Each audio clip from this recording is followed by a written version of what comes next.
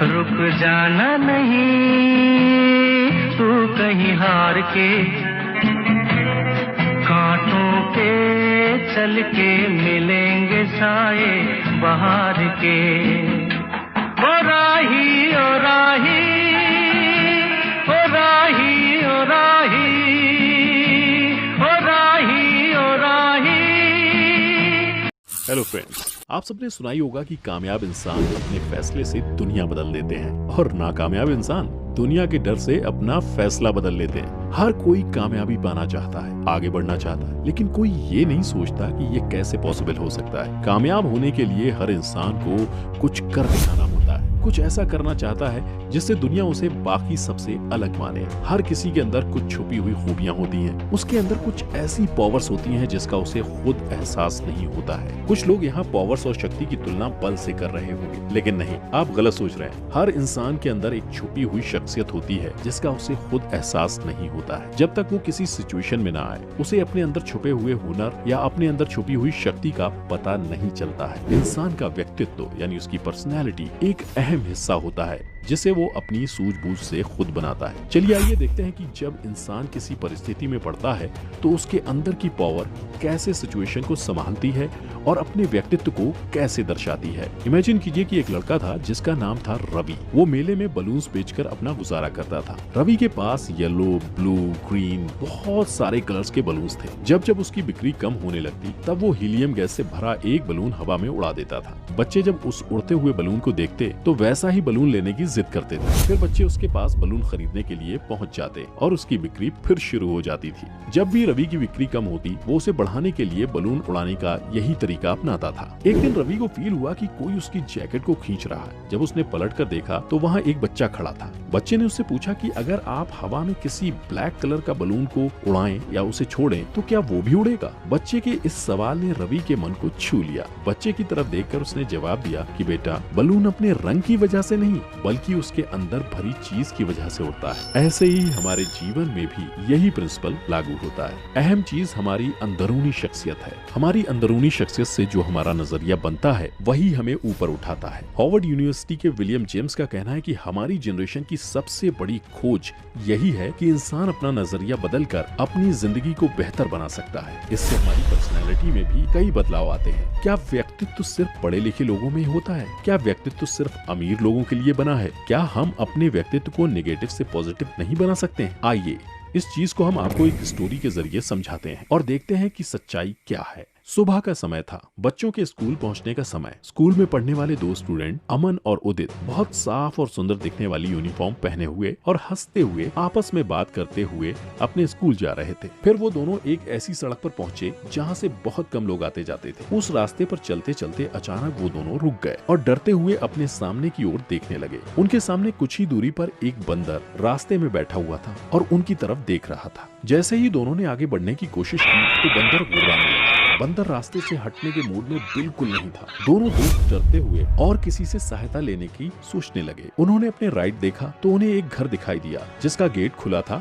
और अंदर कुछ बच्चे खेल रहे थे। दोनों ने सोचा कि क्यों ना इन बच्चों से हेल्प मांगे, लेकिन जैसे ही दोनों ने उन बच्चों से हेल्प मांगी तो उन्होंने मना कर दिया और कहा कि हम लोग खेलने में बिजी हैं, तुम किसी और से हेल्प ले लो। और ऐसा बोलकर बच्चों ने घर का गेट बंद कर दिया। जब दोनों ने फिर से बंदर की तरफ देखा तो वो फिर से उन पर गुर्राने लगा। वो दोनों काफी डर गए और सोचने लगे कि वो स्कूल नहीं जा पाएंगे। उस टाइम पर उनके अंदर एक निगेटिव व्यक्तित्व आया कि वो आज स्कूल नहीं जा पाएंगे और आज नहीं पढ़ पाएंगे। लेकिन यहाँ उनकी समस्या खत्म नहीं हुई। जब उन दोनों ने अपने लेफ्ट साइड देखा, उन्हें दो लोग बात करते हुए दिखाई दिए। दोनों ने तुरंत उनको आवाज लगाई और हेल्प मांगी, लेकिन हेल्प करने की जगह उनमें से एक इंसान बोला कि इतने बड़े होकर एक बंदर से डरते हो, आगे बढ़ो और सड़क के किनारे से निकल जाओ तो बंदर कुछ नहीं कहेगा। इतना कहकर दोनों लोग चले गए। इस बात पर गौर करिए कि दोनों लोगों ने अमन और उदित को अपने डर से लड़ने के लिए प्रोत्साहित किया, लेकिन उन दोनों की सोच के ऊपर डर हावी था जो उन्हें आगे नहीं बढ़ने दे रहा था। दोनों ने थोड़ी हिम्मत करके सड़क के किनारे से जाने का फैसला किया। बंदर उनके बहुत तेज गुर्राया और दोनों फिर सहम गए। अब उनके आगे बंदर था और पीछे वापस चले जाने का रास्ता। दोनों की मंजिल तो रास्ते के आगे थी, लेकिन वापस पीछे लौट जाने का रास्ता भी था। ऐसे में अमन सोचने लगा कि आगे जाते तो बंदर हमें नुकसान पहुंचाएगा और पीछे गए तो स्कूल नहीं पहुंच पाएंगे, वापस घर जाना पड़ेगा। आखिर क्या फैसला लिया जाए? अगर आप ऐसी सिचुएशन में होते तो क्या फैसला लेते? यही कि एक दिन स्कूल नहीं जाएंगे तो कुछ नहीं होगा, जान है तो जहान है, आज वापस चले जाएंगे तो कोई नुकसान नहीं होगा। लेकिन क्या एक दिन वापस चले जाने से वो समस्या सॉल्व हो जाती? अगर हमारे व्यक्तित्व में कायरता है तो हम चले जाएंगे वापस, और कायरों को आगे सफलता नहीं मिलती है। इसलिए आइए देखते हैं दोनों ने क्या फैसला लिया। कुछ देर सोचने के बाद अमन ने फैसला लिया कि वो वापस घर लौट जाएगा। आगे बढ़ना और बंदर का सामना करना उसके बस की बात नहीं है। ये सब सोचने में वो इतना व्यस्त हो गया कि उसे ध्यान ही नहीं रहा कि उसके आसपास क्या बदलाव हुआ। फैसला लेने के बाद जैसे ही उसने पीछे देखा तो हैरान रह गया और डर की वजह से उसका शरीर कांपने लगा। उसे पता लगा कि उदित बहुत ही पहले वापस जा चुका है। साथ ही उसने देखा कि कुछ बंदर अब आगे की ओर चल रहे हैं। अब पीछे जाने का रास्ता भी बंद हो चुका था। वो हर तरफ से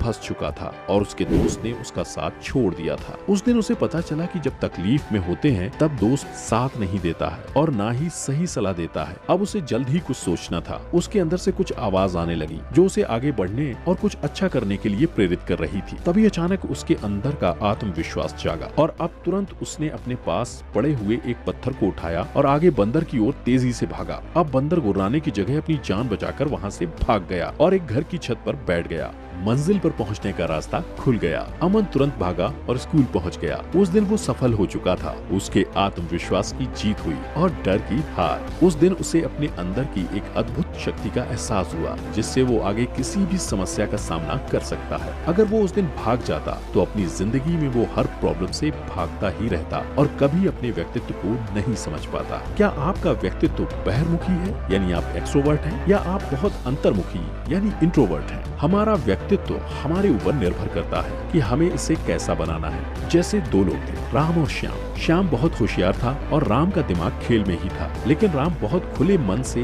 हर बात बोल देता था, हर काम आगे आकर खुद करता था। और वहीं दूसरी तरफ श्याम बहुत ही शर्मीला, हर काम करने में शर्माता था। श्याम कभी भी अपने विचारों को खुलकर नहीं बोल पाता था, हमेशा सबकी आवाज से दब जाता था। लेकिन राम कभी भी अपने विचारों को बंद करके नहीं रखता था, कभी भी किसी के फैसले से अपने विचार नहीं बदलता था। एक दिन दोनों नौकरी के लिए इंटरव्यू देने गए, जिसमें राम को रख लिया और श्याम को वापस भेज दिया, क्योंकि राम ने अपने व्यक्तित्व और अपनी खूबियों को इतने अच्छे से दर्शाया कि वहाँ के सभी लोग उससे प्रभावित हो गए। मगर श्याम को नौकरी नहीं मिल पाई। वो अपने विचारों को खुल के नहीं दर्शा पाया। पढ़ाई में ज्यादा होशियार होने के बावजूद भी उसे नौकरी नहीं मिली। अगर वो अपने व्यक्तित्व को बहिर्मुखी रखता तो उसे भी नौकरी मिल जाती। अपना व्यक्तित्व बनाना हमारे हाथ में होता है, हमारे ऊपर निर्भर करता है हम उसे अच्छा बनाएं या बुरा। अगर अच्छा बनाएंगे तो हमेशा अपनी जिंदगी में आगे बढ़ पाएंगे और बुरा बनाएंगे तो आगे कठिनाइयों का सामना करना पड़ेगा। अपने अंदर की खूबियों को पहचान कर उनका सही उपयोग करना हमारे व्यक्तित्व को उभारता है। सकारात्मक सोच इंसान को हमेशा आगे बढ़ने का बढ़ावा देती है और नकारात्मक सोच हमेशा सबसे पीछे कर देती है। तो दोस्तों, ये वीडियो देखने का बहुत बहुत शुक्रिया। उम्मीद है कि आपको ये वीडियो पसंद आया होगा और इससे कुछ नया सीखने को जरूर मिला होगा। तो इसे लाइक जरूर करिए और ऐसी अन्य वीडियो देखने के लिए नीचे दिए सब्सक्राइब बटन को दबाइए और साथ ही